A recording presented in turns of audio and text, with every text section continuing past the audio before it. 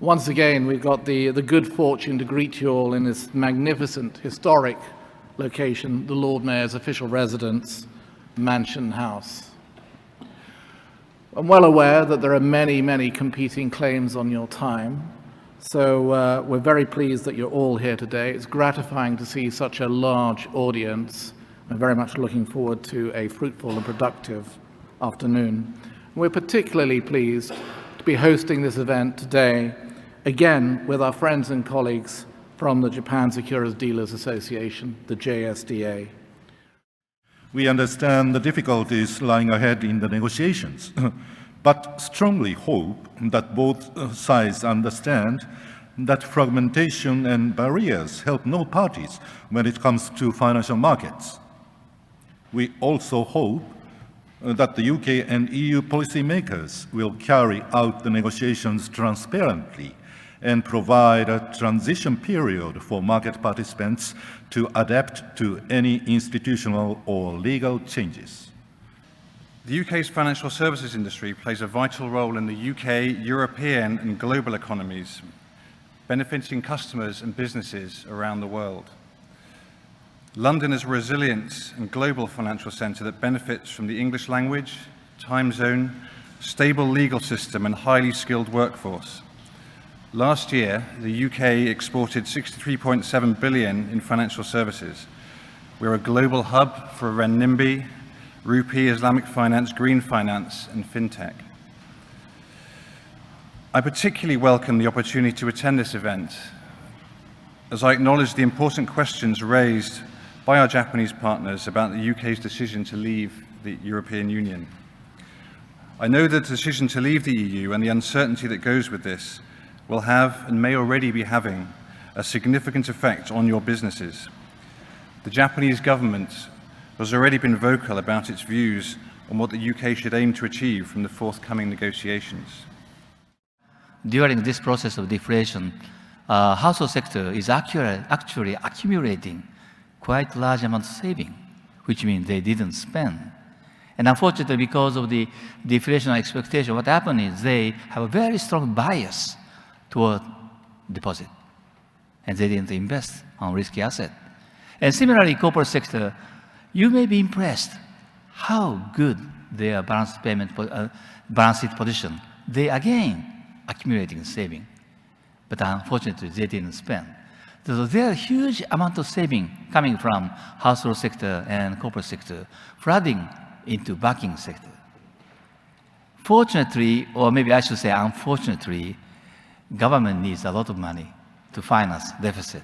So government spend or issue a lot of government bond, but our saving is more than enough to just cover the financial necessity of the government bond. So market was very stable.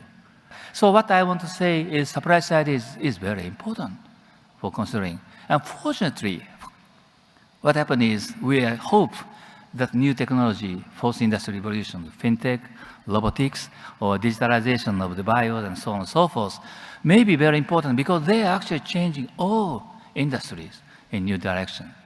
So if we can just have a connection between the money in the pocket of the government, no, the company, which I emphasize, and investment, that may have some kind of new cycle of the growth.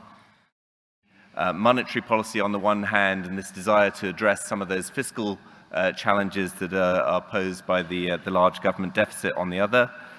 We're also seeing the long-running challenges on demographics and the concern over government debt. And added to those traditional long-running challenges, we now have these new external threats that have been mentioned, most notably under Trump with the loss of the TPP, which had been one of the cornerstones of Abenomics, how the government responds to that, one of the big challenges going forward.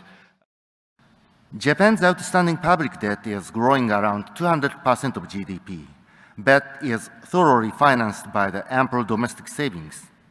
That being said, as the population ages and if related expenditures are allowed unchecked increase, public debt expansion might surpass domestic financing ability at some point in future. Against these backgrounds, the government holds a unified view that it must put a brake on the rise of the debt-to-GDP ratio, make it stabilize early, and then lower it to a substantial level. To this end, we suppress ballooning expenditures by recalibrating, for instance, medical and nursing care benefits.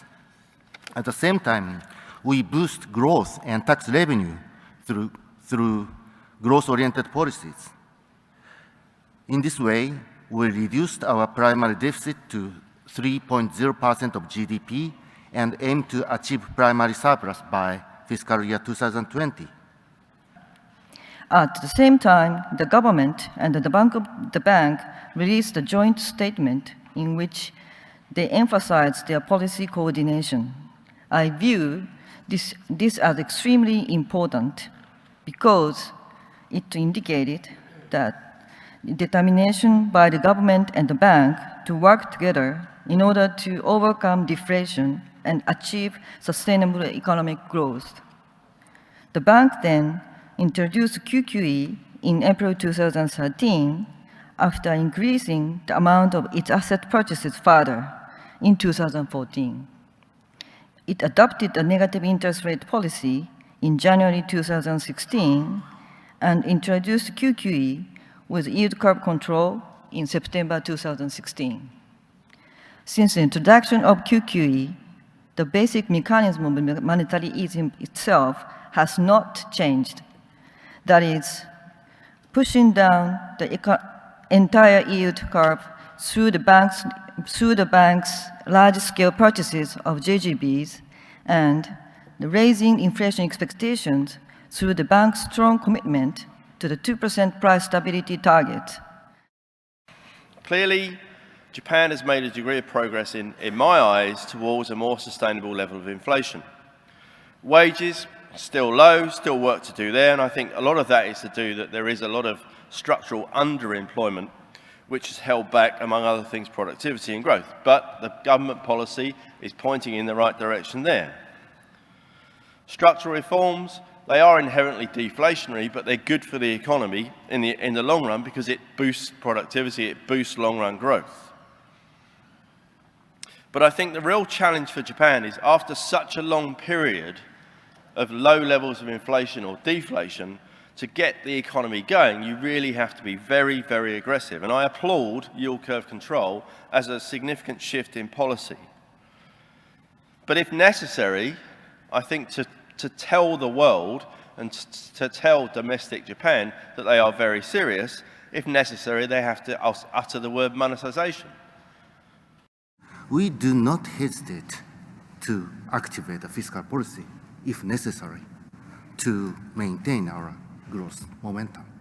But it's not a good idea to depend on the continuous fiscal stimulus for a long, long time. That makes addiction of the economy.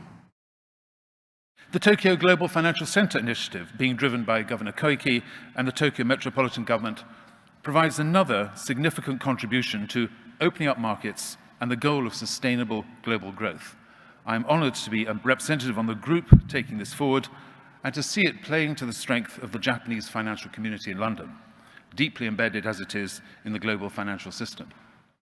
Another reason is that Japanese corporate managers are aggressively improving capital efficiency by increasing shareholder returns and raising ROEs.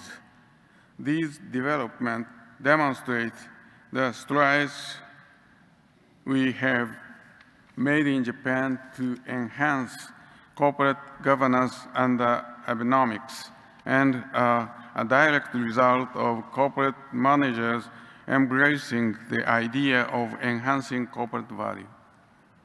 Tokyo Stock Exchange has played a significant part in accelerating this shift in the corporate mindset.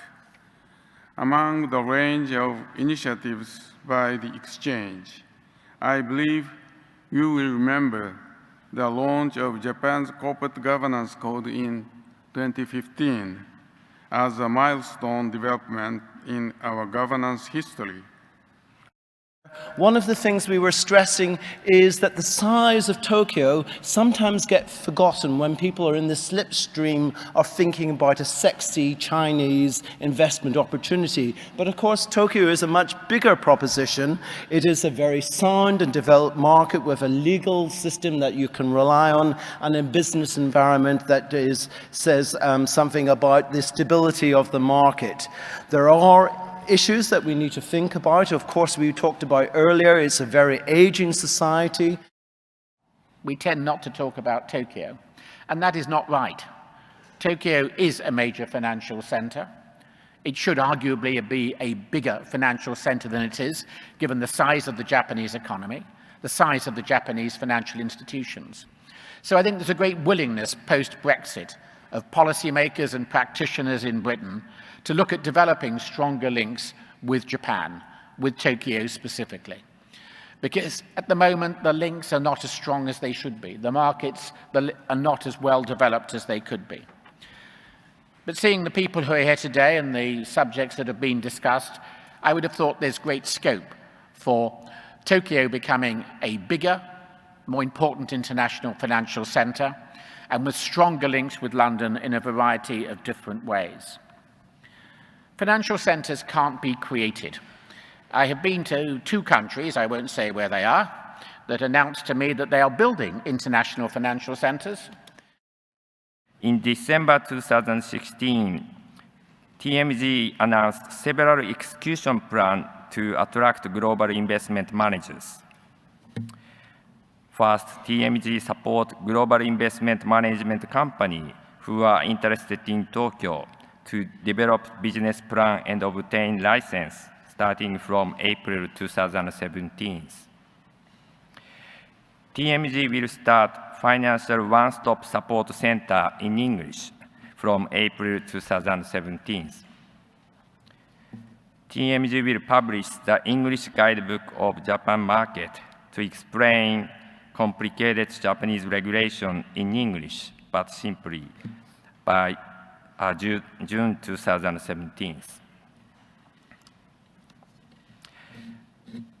This is Tokyo Financial Street. The previous governor called Tokyo Financial Street, but current governor Koike called Tokyo Wall Street. So I'd be very interested to hear from you your thoughts on liquidity and the use of derivatives in funds. Well, I'm conscious that this is probably not Naoka-san's specific area of responsibility, but maybe first of all we can frame the question in terms of greater financial stability and Mori-san's commitment about financial stability versus economic growth, and then you can go into the